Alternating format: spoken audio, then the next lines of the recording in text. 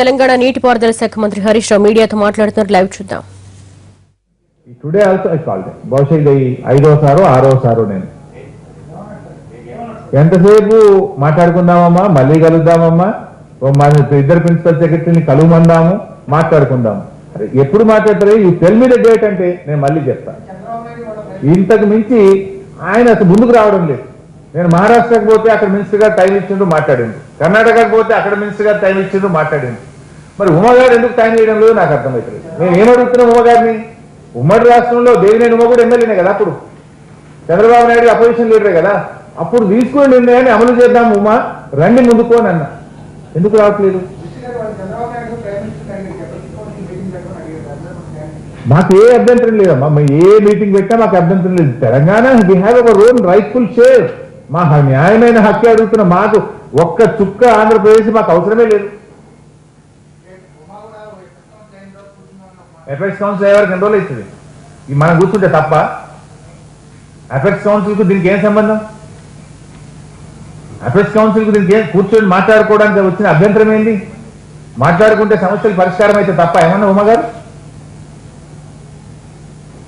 ఇది effects council issue కాదు కదా. ఇక్కడ తేలాల్సింది ఏమన్నా కొత్త నిర్ణయమో లిటిగేషన్ ఉంటే తప్పు. ఇది ఆల్రెడీ తీసుకున్న నిర్ణయం, ఉమ్మడి రాష్ట్రంలో తీసుకున్న నిర్ణయము. అలొకేషన్ బచావత్ అవార్డు ఇచ్చింది. మా నీళ్లు మాకు వాడుకునే విధంగా తీసుకున్న నిర్ణయాన్ని అమలు చేసుకునే విషయం మాట్లాడదాము అన్న.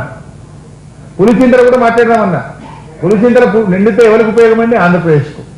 నువ్వు రేపు మళ్ళీ నీళ్లు నింపుతా అంటావు పులిచింతల. మా లిఫ్ట్ ఇరిగేషన్ స్కీములు ఇంతవరకు షిఫ్ట్ కాలేదు, మా పునరావాస కార్యక్రమాలు పూర్తి కాలేదు. దాని మీద కూడా మాట్లాడితే మీరే నీళ్లు నింపుకోవచ్చు, మరి రండి ముందుకు అంటే దాని మీద మీటింగ్ పెడదామంటే రాదు. రాకపోతే వాళ్ళే నీళ్ళు నింపుకోరు. పులిచింతల మేము నింపనిస్తాం మరి పూర్తిగా. అల్టిమేట్గా ఎవరు లూజరు? ఆంధ్రప్రదేశ్ లూజరు. మీరు ఈ రకంగా మమ్మల్ని ఇబ్బంది పెట్టింది అనుకోండి, రేపు వీఆర్ అప్పర్ రైపేరియన్ స్టేట్. మీరే ఆలోచించుకోండి మరి ఏమైందో.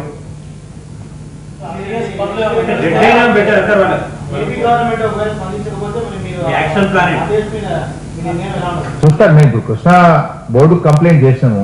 మేము న్యాయబద్ధంగా చేయాల్సిన పోరాటం చేస్తాం. డెఫినెట్ గా కృష్ణా బోర్డుకి ఈరోజు కంప్లైంట్ చేసినాం, మాట్లాడటం, కృష్ణా బోర్డుతో కూడా మాట్లాడటం.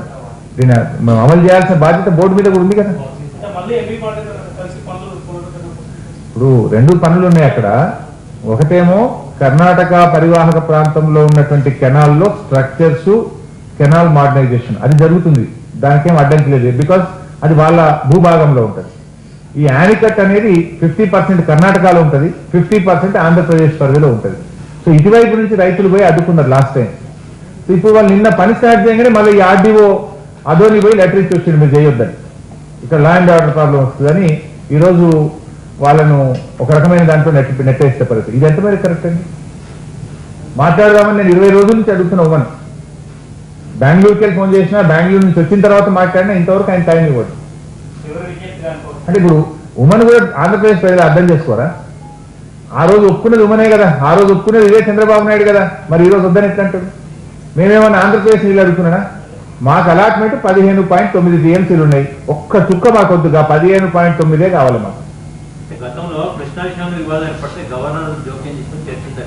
అప్పుడు కూడా మేము చాలా సానుకూలంగా ఉన్నాం సారథి గారు. అప్పుడు కూడా వాస్తవానికి తెలంగాణకి షేర్ ఎక్కువ ఉండే.